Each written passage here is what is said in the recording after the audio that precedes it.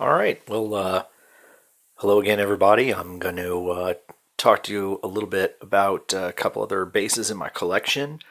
This is kind of part two of a series, and if you haven't seen part one, you can check it out. I'll provide a link to that so you can see a couple of the other basses that I kind of started doing these videos with. I had some requests from some friends and acquaintances, and I've had some people drop me comments or email or whatever, enjoying these videos. So I'll probably do a couple more. They're easy. Just doing this in my basement. Nothing fancy about my space down here. It's just where we have rehearsals and so forth. You see things look a little different because I had some guys in here just over the weekend working on a new project. So hopefully there'll be something coming out about that soon. And so here's a couple more basses from my collection. You'll notice these are also Fenders. I am not a one brand guy, but I just happen to have a lot of Fenders in my collection right now. I've found different sounds and different basses that I like for different reasons, and I'll talk to you about each of these. So let me zoom in here a little bit and get to where it's a little more comfortable to hold things. Hopefully this will turn out when we edit this video and maybe take some of the shake out of it. But so I'm going to talk to you about these two beauties here. Both of these picked up used. As you guys know, if you saw my first video, I'm really big on used equipment. I like finding a good deal on a used instrument, especially if it's in decent shape. These instruments were in excellent condition. The one on the left barely looked played at all. The one on the right, it's got a couple dings, scratches in it or whatnot, but it's purely cosmetic, nothing to do with the sound. The sound is solid, so that's what I care about most. So these two instruments are both out of Fender's Artist series. Neither one of these made in America. These are actually both made in Japan, and they were both made in kind of one of the heydays where Japan has gone through good times and bad times of making instruments. These were both made during pretty good times, and Japanese instruments, you'll find a lot of them are as good as the U.S. made ones in terms of their attention to detail, the craftsmanship, the fretwork, and so forth. They have gone up and down, but I would say both of these instruments were standouts, and that's one of the things that drew me to them. So as I mentioned, both of these are artist series. I think everybody, when they're young, you look up to certain artists, you maybe learn something from them. I learned by playing to a lot of records. That's one of my favorite things still to do.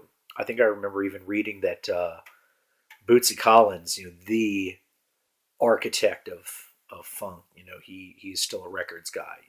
Tune in and jam to a record that it's a lot of fun. And you can still learn things by hearing little bits and pieces, especially with the fidelity of recordings nowadays. You can hear little bits and pieces that you may not have caught onto when you were a kid, and as your ear gets more attuned, as you grow as a player, you can pick up some really neat subtleties in the music, and you may hear subtleties in the sound that a person got, from the instruments that they used, and want to emulate that. And so I think that's a lot of what the Artist series are about. It's like getting a piece of equipment that gives you a link into the sound that you admire in another artist. And definitely for me, the bass on the right personifies that. Bass on the left, not so much, but as it turns out, I've become quite fond of it. So I haven't named these yet, but I probably should, just so if you aren't aware of these instruments yet. The one on the left here is actually the Sting signature model Fender Precision, and it's modeled after a 1953 Precision, which is Sting's main bass. This one's not nearly as beat up as his. You can see him playing his beat up old 53 still in concert. It's one of his favorite instruments that he plays. This one's modeled after it. It's not a perfect copy, but it's a reasonable facsimile. Obviously, again, not as beat up. This one has got the pick guard on it. This white pickguard, I really find it very striking. I love it. I like the way it looks against the grain of the base of the body. So it's really, to me, that's a really cool look. And it's got the old style, telly style headstock. Um, you know, for old style Clover tuners, they're open back like the original. See, the one thing that may not be right quite to spec is this neck, which is a bit thinner than in terms of width, head-on width here. Um, it's a little bit thinner, I think, than the bases in those days. It's off by, I think, few fractions of an inch, but it's quite comfortable to play. But it is thick. It's a very very thick from front to back. So it's not quite the baseball bat neck of the '57 I showed before, but it's definitely got some heft. Definitely has some heft. One of the things you're going to notice about this one, um, and I had heard of the Sting bass and seen it, but this bass was interesting because if you notice here at the 12th fret at the octave, normally you'll see a mother of pearl inlay there, and it has Sting's signature in it. Now, I got this used, and apparently, whoever owned it before me, at some point, uh, either stripped the neck down or did something here at the 12th fret and painted or taped over that block and then refinished the neck over top of it. And they did a great job. You can't tell that it's a retrofit. I mean, it's really, really well done. Um, I don't know why someone would do that. People customize instruments all the time, and I think that's great. I have nothing against that myself. I am not much of a customizer, but I'm gonna probably start buying some cheaper instruments that I can have that I can experiment on. But this is one that somebody obviously decided he was not cool with having that Sting signature block there and just covered it over. Again, did a really good job of it, and so it wasn't a detriment to me. I mean, I don't care one way or the other, frankly. I do care that if you're going to do a bass like that, at least do a decent job. And this guy did. I just wonder if he was maybe in, like, I don't know, some punk band or something, or playing hardcore or something, and maybe having a Sting signature on your bass isn't so cool if that's what you're doing. Um, so yeah, there's that. But I'll tell you, here's one of the real selling points for this bass is this pickup. The stock pickup for these basses is, um, it is 50 style. It's this typically a single coil. There's a little bit of hum in the stock models generally, and they're a little bit weak and brittle, in my opinion. They don't have a lot of balls to them. But this instrument has a humbucking style, so it's actually been split down the middle. You can't tell from this angle. You'd have to take the pickup out or get some extreme close up to show you. But it's essentially been built to get rid of that hum. And this is made by a guy named Lindy Fralin, has a shop down in Richmond, Virginia, and they make custom pickups for basses and guitars. And they wind to customer specifications. You can overwind, underwind. When you do those, when you change the windings on a pickup, it changes the sound of the pickup. So this one is actually made, it's a Lindy Fralin custom pickup that's in here. Probably costs about $150. And totally changes the character of this bass. It is very ballsy, growly. It's a really, really nice sound. This bass actually I've strung with flat wounds, and that's a little different feel. It gives it sort of a warmer, a meaty, but not quite as growly tone. So I kind of de-emphasize the growl of that pickup a bit, and instead, it's kind of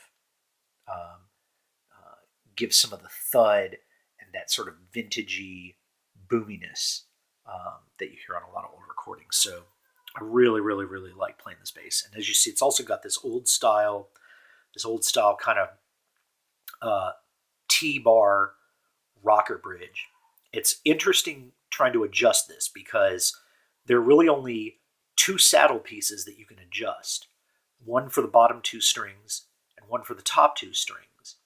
And the way you adjust intonation is you have to kind of angle those bars. and at the same time as you're trying to like alter the height of them, and so they're kind of interdependent, and it can be pretty tricky. I haven't adjusted to what I think is actually really good intonation at this point, but I do live in fear of the next time I'm going to have to um, re-intonate the bass if I change string gauges or something like that, because it's a kind of a pain to do it, but when you get that sound out of it, it's a great bass.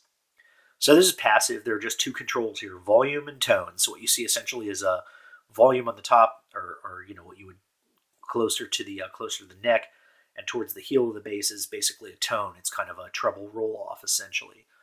So you can get a really nice warm vintage sound of it. I usually leave it at about, I would say I leave that bass knob, or I'm sorry, the tone knob, I leave it at about a quarter up from the bottom, maybe. So I roll off a lot of the highs. Um, and I really like that sound, that kind of warm, vintagey sound. So that's my Sting model. I think that this is if I remember correctly, is a 2003. I think it's a 2003. I have to look on the back, I guess, but don't need to do it right now. I think it's a 2003 though. The one on the right, this is one of the. This is probably Fender's most popular artist series bass they make. Um, when you know whose it is, if you already know, you'll know why. I mean, this is the Geddy Lee signature model, and Geddy Lee is widely considered to be one of the great rock bass players of all time. He has a very idiosyncratic sound. He is definitely his own type of player. He's influenced a lot of people. Not many people can pull off the things he can do on bass, but he is amazing player. And for a long time in the 80s and 90s, uh, he sort of eschewed his old style basses. And the old, when he first was starting, he had I think he started his early days with Rush playing a precision, immediately switched to jazz, but then quickly moved to Rickenbacker, played that through the 70s. And in the 80s, by the time he was recording, after moving pictures, he was recording more with things like, his Rickenbacker and other kinds of basses. He started playing in concert. He played this weird headless Steinberger for a while. It's like this really new wave kind of bass. It's really odd. You see some reggae bands playing them actually, and they're pretty popular there because of their tone. And then he went to Wall, which is kind of a high end bass maker, I think in the UK. I don't know much about Walls to be honest, but they look like pretty nice basses. But back in the day, this is the bass Geddy used to play and record with. It was I think it's a 1974 jazz bass that he picked up. Sorry, you may hear my kids running around yelling outside. It's a holiday, so what are you going to do? Kids are outside playing. So I think it was a 1974 jazz bass he picked up in a pawn shop, and that became his most trusted bass. He used it in the studio. Nowadays, that bass is actually out on stage with him. He's got a series of Fender jazz basses. He brought them back for albums that he started recording again in the 90s, and the producer got him to kind of go back to this great old tone that he used to have out of these jazz basses. And now Geddy's kind of rediscovered the jazz, like all the great sound, the growl and the warmth that you can get out of them, but the punch, this great punchy growly tone. And I'll tell you, this bass has that in spades. It's easy to tell why this is such a popular artist model for Fender. Everyone, most bass players, I would say 8 out of 10 of them, you're gonna find guys are like, they really appreciate Rush, they appreciate that sound, and want one of these instruments. This one, as I said, in great shape, really modeled after the 74. It's pretty lovingly recreated. Super thin neck. I think it's less than 1.5 inches at the nut. 1.5 inches across. The wood is less than 1.5 inches across at the nut. I mean, that's how small that neck is. So it's super fast to play runs because it's really small, a little bit guitar-like in that sense. So, you can rip off some really cool riffs out of that. I've only done one thing with this instrument, really, which is to pop a pearl pickguard on here just because I think it looks great. The one that Geddy plays, his old bass, has a pearl pickguard like this, and he's got this cool little like alchemical symbol on it to represent their, some themes that they've been using in the band and in the records and stuff. I don't have one of those. I don't want to go that far to imitate somebody's look, but I do like the way that pearl looks on black. It just pops out. I love it.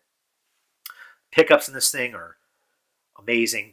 They're incredibly low noise. They might be noiseless even. I'm not sure. They're I never have any hum or any fuzz out of them. They're incredibly clear, crystal sounding. This bridge is a Leo Kwan Badass 2 bridge, very very hefty. Adds some significant heft to the instrument, which in itself is not light. This is in fact one of the heaviest basses I own. I mean, it's up there with weighs about as much as one of my 5 strings, which I'll show in another video. I think it's probably the heaviest out of all the Fenders that I own. It's heavier than the 57 reissue that I have. This is it's a meaty bass, and that tone carries through this instrument like you wouldn't believe. So this has the 3-knob style adjustments. So you've got volume for the neck pickup, volume for the bridge pickup, and then a blend at the bottom. Again, passive, but this is a very very loud instrument. These pickups are incredibly high output. They are not adjusted.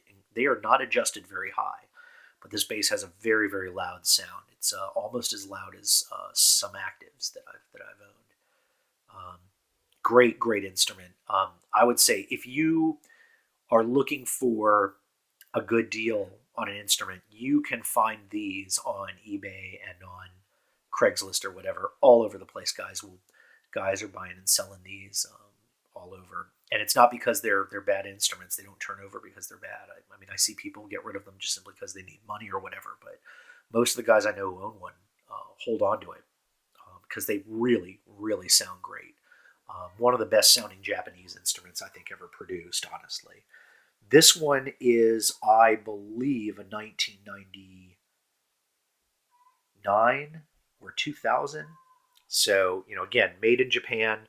The construction is fabulous on it. It is solid as a rock to play. I use it all the time in shows. It has a very, very, very adjustable sound. I can get a nice, warm, mellow tone out of it, or I can turn up the bridge pickup and put some bite in it, and that tone knob, the blend knob, really helps to get anything from a burpy sort of fusion style sound for jamming, all the way to a very biting, aggressive sound. When you play this thing with a pick, it is fabulous. Sounds fabulous. You can get this chimey, almost Chris Squire-like sound out of it. So it's a great instrument.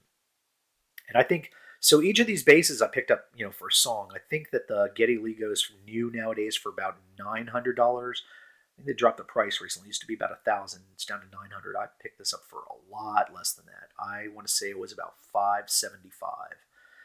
And the one on the left, the Sting model, I think that goes for about $900, maybe $900.